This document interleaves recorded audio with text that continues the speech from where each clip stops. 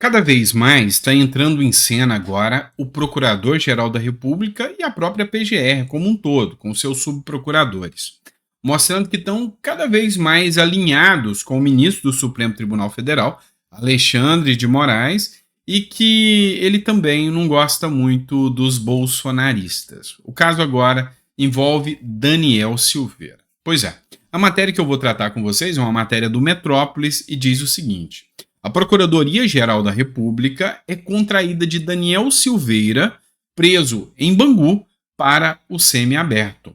O parecer da Procuradoria-Geral da República, que rejeitou o abatimento de pena pedido pela defesa, foi duramente rebatido pelos advogados de Daniel Silveira, como diz aqui a matéria do Guilherme Amado. Então vocês devem lembrar que Daniel Silveira chegou a ser condenado a 8 anos e 9 meses de prisão, por causa daquelas falas, por causa de um vídeo, né? E aí criou-se a figura do flagrante eterno, ou seja, enquanto o vídeo está circulando, ele continua em flagrante.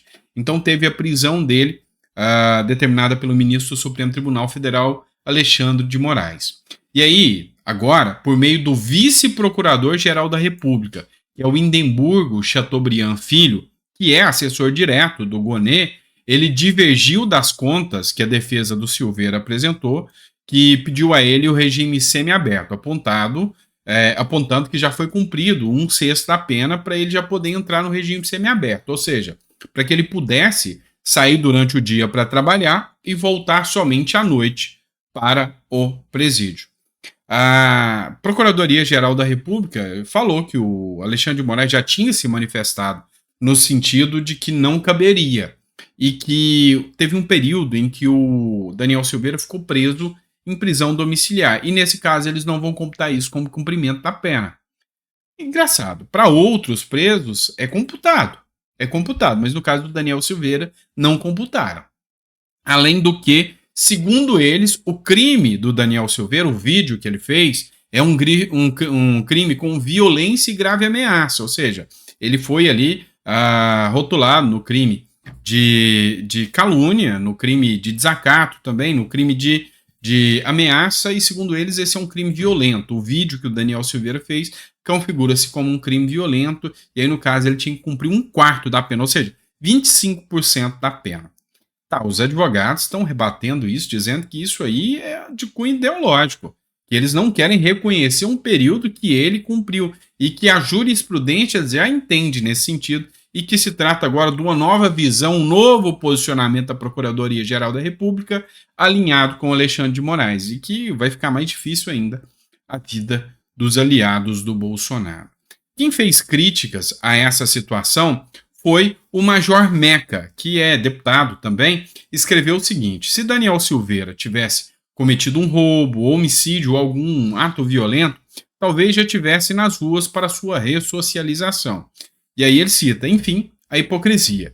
PGR diz ao STF que é contraída de Daniel Silveira para o semiaberto. E aí ele faz críticas aqui, inclusive citando uma matéria do Gazeta Brasil que tratava sobre o tema.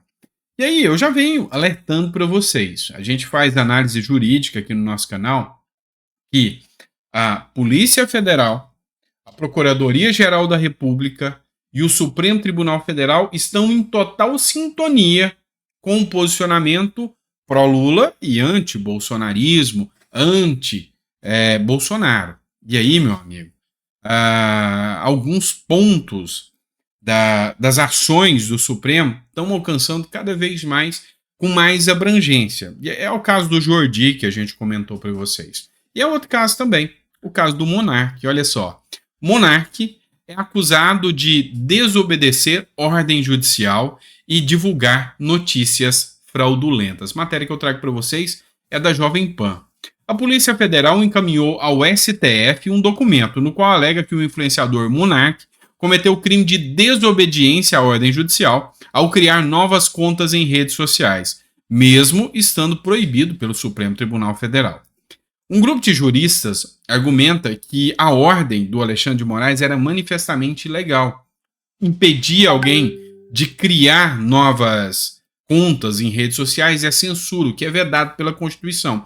Então, uma vez que a ordem era manifestamente ilegal, o monarca não combateu crime nenhum e diverge aqui do posicionamento da Polícia Federal. Eu comungo com essa visão, que a ordem de tirar redes sociais, tirar o ganha-pão do monarca, eu não vejo isso com bons olhos, de forma alguma.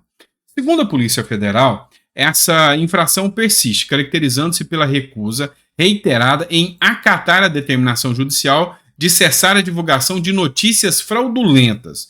De acordo com a Polícia Federal, a constatação da materialidade e da identificação de indícios de autoria do delito previsto no artigo 359 do Código Penal, que trata de desobediência à ordem judicial, são inequívocas. Então, agora o monarca deixa de ser uma pessoa que no âmbito civil incomodava e agora entra para o âmbito penal. Agora ele oficialmente está respondendo, agora que ele passa a responder por crime de desobediência e crime de fake news, né? Então não tem dentro do ordenamento jurídico o crime de fake news.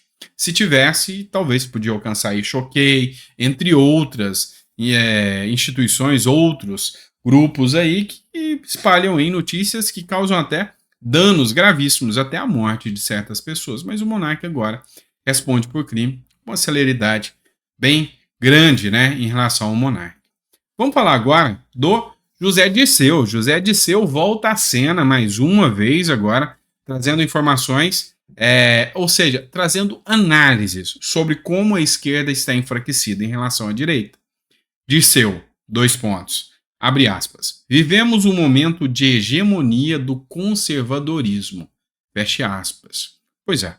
O ex-ministro da Casa Civil do governo Lula, petista, uma grande liderança, o José Dirceu, voltou a reconhecer a força do conservadorismo dentro e fora do Brasil também, e frisou a necessidade da esquerda promover uma renovação, a fim de lidarem com essa nova conjuntura.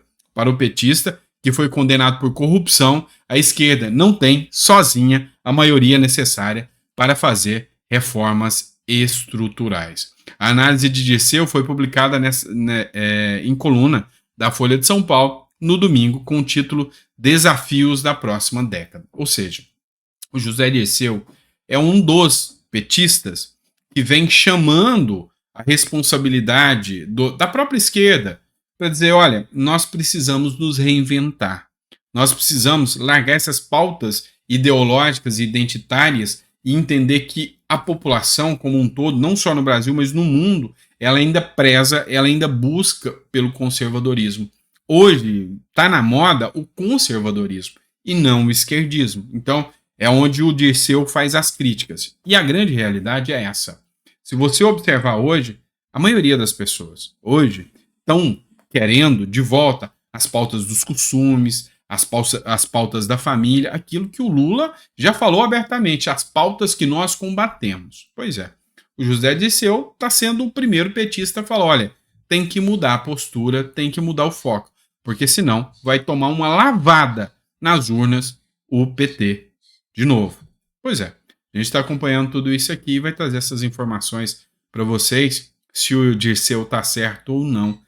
Já em 2024 vai ter um sintoma muito grande dessa situação aí, da presença do conservadorismo ganhando cada vez mais força no discurso da população, tá bom? É isso, pessoal, grande abraço, vejo vocês no próximo editorial, daqui a pouquinho a gente tá de volta.